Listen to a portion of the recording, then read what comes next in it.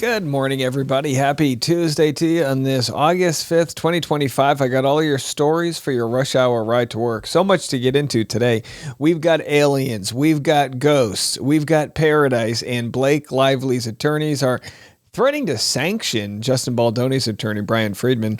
What does this mean? We'll break all of that down. Plus, the redistricting in Texas has led to a virtual civil war in the gerrymandering world. What does this mean? And why did Andrew Schultz, a comedian and podcaster, decide to turn on Donald Trump over a failed promise? I got all these stories and more, and it starts right now on The Rush. Don't forget, today and the next couple weeks, we will be promoting our teacher wish list. Teachers all over the country are getting donations from you guys to support their classrooms. And this morning, we have Miki from Honolulu, Hawaii. Says she's a band teacher. It's difficult to get the full support from administration, and she's looking for any donations that she can get. So if anyone out there wants to support the Big Island, I think that's what Honolulu is. I could be wrong.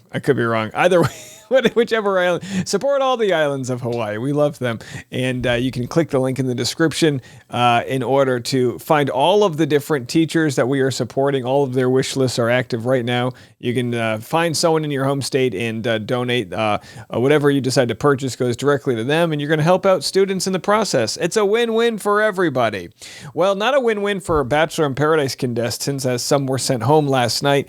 Bachelor in Paradise finally released their new twist, a $500,000 or up to $500,000 prize. It's shaking up the competition. They have no new talent coming in, but really, I don't have too much. I'm not going to be covering all the specifics, but I did want to share the moment where we can have a possible vindication for Brian. His relationship with Parisa is real toxic. They've got attachment issues. He's hot and cold and a real red flag, if you ask me, but he makes pretty good TV. Well, he's preparing to snitch on, this is Brian preparing to snitch on Jeremy. Now, I do like the outfit Jeremy's wearing here, but Jeremy and Bailey won the challenge on last night's episode of Paradise, and because of that, they get to pick basically who will get roses from the final three contestants and who that they will send home. But Jeremy, he really shows, I don't know if it's the editor or what, a psychopathic nature, as he says he doesn't care who stays, who goes.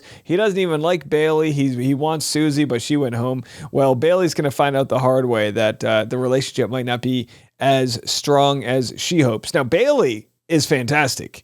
Bailey might be one of my favorite contestants and maybe vying to be the next Bachelorette. She's empathetic, she's gorgeous, she's lovely, she deserves better. But how this season ends, I have no idea. We'll see what sort of mix-ups it has. Now, a lot of people always like to know my opinion. We've been covering this show for, about a decade now. And I have to tell you, I actually do enjoy this season of Bachelor in Paradise. It's got Bachelor pad elements. It's fun. It's edited in a different way. I don't think the ratings will reflect that, but at this point with Bachelor, they just need to show a little light at the end of the tunnel. Like, can they make a product that people will come back for? Hey, if they're going to be giving out money, maybe they'll get, storied contestants to come back. Speaking of which, where the hell is Hannah Brown? Does anybody know what happened to her? She's supposed to be some celebrity guest on this season, but maybe she got a sunburn this episode. Who knows? Either way, we say goodbye to Leslie and Gary. I mean, listen, pretty much all of the Goldens are great. They're all fantastic, and what they're searching for is different than what the younger folks are searching for, because they all leave with friends, and I think at that stage in life, that's more than they could even ask for, right? I don't want to speak for people, but just been fantastic watching them. Remember Kim last night? He shares this heart-wrenching story about how he lost his partner to ovarian cancer after 3.5 years of battling, and it brings it just brought people to tears. You get to hear these real stories of love and loss, and now, being brave enough to come back out there. So I love the idea of the Golden series. I love how they are ingrained into this paradise. I think they've handled it perfectly as far as how to edit these two generations together. What they've really showed, by having the Goldens here with the folks in their 20s and 30s is that, across generations, we have a lot in common. We all want to be loved. We all want to be a part of the tribe in the community and share friendships. And I think that by combining the different generations, they show just that. All right, well, let's take a hard turn from paradise to aliens. There's a object that's moving through our solar system, there's a professor at Harvard who thinks this object is an alien ship. It's probably not, but it's leaving, the alien crowds out there to be very excited. Have a listen. Professor and renowned theoretical physicist Avi Loeb on our air just last night, suggesting a newly discovered object that is speeding through our solar system could be extraterrestrial technology. Comet 3I Atlas was discovered on July 1st. According to NASA, it is just the third known object to be discovered within our own solar system that originated from outside our solar system. And it has drifted for millions, possibly even billions of years before it arrived here. Why does he believe this could be an alien craft, and what is your take here? I think the primary reason why Professor Loeb thinks that it might be something of a technological origin rather than something natural interstellar is because of its trajectory, that it does pass unusually behind the sun at its closest point behind when it's near the sun, and more importantly the speed. He attaches a lot of significance to the speed. But I do notice, Natasha, in his blog, Professor Loeb has actually said, and I quote, by far the most likely outcome will be that this is a completely natural interstellar object, probably a comet. All right, it's a comet. Hey, but listen, if there's any, aliens on this thing hurling its way through our atmosphere, please consider subscribing to the Rush Hour podcast. We have a cornucopia of content. We'll give you all the news that you need, whether it's pop culture or politics. Because trust me, if you're hurling through space, you're bored with whatever international podcasts that are out there. Come hang out with us. You know what I mean? We're here for you. All right. Well, speaking of things that are out of this world, Matt Rife, it was announced, bought the haunted house where all of the haunted objects live from, years of medium work and whatever the heck it's called when you go to haunted houses and speak to the dead and see ghosts. Well, now we have a medium, a psychic medium, Matt Frazier, who is worried for Matt Rife. All right, the Matts are going to get together. Hey guys, it's Matt Frazier, the medium. Listen, I don't know if you heard the news, but I am genuinely concerned for Matt Rife. So I am here in Rhode Island. Matt Rife is here in Rhode Island. And if you've ever seen the movie The Conjuring, Matt Rife, it was just all over the news right now. He has just purchased and become the legal guardian of over 100 artifacts that are haunted, including the most haunted doll, the most evil doll in the world, the Annabelle doll. And a lot of you guys have been writing to me about this, saying, Matt, how does a doll become haunted? What actually happens? What is this? And can it happen? And do I have to worry? Can one of my kids' toys automatically just become haunted? Like, what the heck is this? Well, first of all, what I want you to know is that this is something that does happen and can happen. And over all the years of mediumship, I can tell you that I've learned and verified that this happens really for one reason, is that there are evil spirits. There are souls that have not transitioned fully over to the other side. These are souls that have done horrible things like murder, they killed people, so on and so forth. And these are souls that chose not to cross over and could not cross over because of the dark acts that they committed. So what happens? Well, they linger here on Earth. And that's the reason why when you ever hear of like a haunted place, a haunted house, evil spirits like to be alone. They like to go and crawl to places that terrible things have happened. So, all right. So, and okay. And by the way, lovely accent. Matt Frazier, come on the show. We got to talk more about this. I don't mean to spook people out, but these haunted spirits, can we get them on Bachelor in Paradise? Can we haunt the people on Bachelor in Paradise? That would make for a fun season, right? Jesse Palmer's got, the ghost of Jesse. Okay. I don't know. Either way, he's the Matt Frazier here, the medium, He's nervous for Matt Rife to be messing with the occult. But, Matt knows what he's doing. And, we'll have to see if his career gets haunted. Who knows? We'll be here to follow it because we are a ghost channel. That's what we are. All right. Well, again, we'll get to the Blake Lively stuff in a minute. We got a lot of fantastic news to cover. But how about this? They're calling it the Coachella for the Catholics. This is Pope Leo XIV wrapped up a weekend jubilee for more than 1 million young Catholics at a Rome suburb. Have a listen. A rock star welcome at what's been dubbed the Catholic Coachella. With more than 1 million gathered in a Rome suburb, it was the biggest and youngest crowd of Leo's papacy so far. But as a new generation from around the globe celebrated, the Pope was quick to draw attention to their peers who cannot. We are with the young people of Gaza. We are with the young people of Ukraine. So there it is. No fire fest there. Just the Pope laying down the law of the Catholicism to all of the concert goers in a Rome suburb. I didn't get invited, but good for them. Well, from Catholicism to OnlyFans, boy, we really have all of the content today. Lil Tay turned 18, and she made $1 million in 3 hours on OnlyFans. Apparently, I didn't sign up, but apparently only by posting Instagram photos. Listen, do not underestimate the amount of perverted men that are out there. That's all I can really say. So she beat the previous record that was set by Bad Baby, who took 6 hours to make $1 million.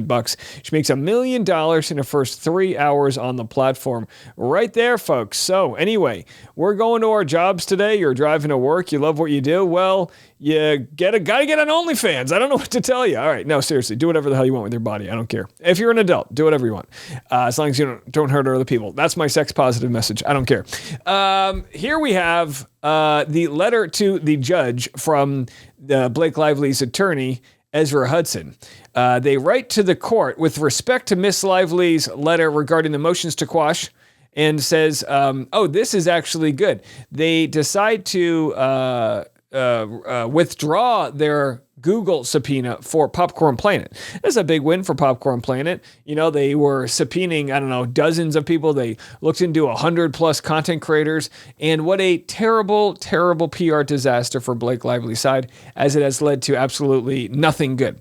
Well, plaintiff Blake Lively moves to pursue New York Rule of Professional Conduct and Federal Rule of Civil Procedure for sanctions against defendant's counsel Brian Friedman. Ms. Lively respectfully submits that the court should impose sanctions against Mr. Friedman as a consequence of his relentless media campaign to harm Ms. Lively's character, credibility, and reputation. Fascinating. This just after Blake Lively's attorney falsely attributed a quote to Brian Friedman where he allegedly said that Blake Lively was a bitch, which, as we know, he didn't say. Megyn Kelly said. Takes a bitch to know a bitch, right? Anyhow, I asked ChatGPT, what's a sanction? And it says when a lawyer seeks sanctions against an opposing lawyer, they're asking the court to penalize that lawyer. Common reasons for sanctions: filing frivolous or baseless lawsuits, looking at you, Blake Lively, and your sham subpoenas, misrepresenting facts or laws to the court, looking at you, Blake Lively, bending the truth around whatever claim you want to make, failing to follow court rules or deadlines. Okay, so anyway, obstructing discovery. We'll have to see what the judge has to say about this. Let's go to Not Actually Golden, fantastic lawyer, always offering great insight as to what the hell goes into these sanctions. Have a listen. They are claiming that Friedman is violating the New York professional responsibility rule about pretrial publicity. And they're going all the way back to that initial hearing they had in February, the very first hearing in the case. Remember, Lively and them wanted a gag order, and the judge said no. But, I expect that you guys are going to comply with, the rules of the ethical rules for lawyers. And they all said, yeah, okay. And Friedman said, yeah, I can do that. That's not a problem. They are now claiming that he is not doing that because of the statements that he is making in public, and that they want the court to use its inherent powers to sanction him. You see that a lot when there's not like a specific rule. They don't want to use Rule 11 because then you got to wait and you got to give him a safe harbor and allow them to, even though he wouldn't. But they want this on the docket now, so they're using the inherent power. So when you're not really, we don't really have a rule of civil procedure that you're working under, you just say you can do this under your inherent power, which is what they're doing. But this is the rule that they claim he's violating, which is... This is something that's going to go to trial. And basically, they're fucking with the jury pool. Wow. Which, really? You're not supposed to talk about the credibility, reputation, or criminal record. Like, basically, you're not supposed to say stuff in public that if people end up being part of the case, heard you, it could mess up the case. Because, when you have a jury, they're only supposed to hear what you tell them. right?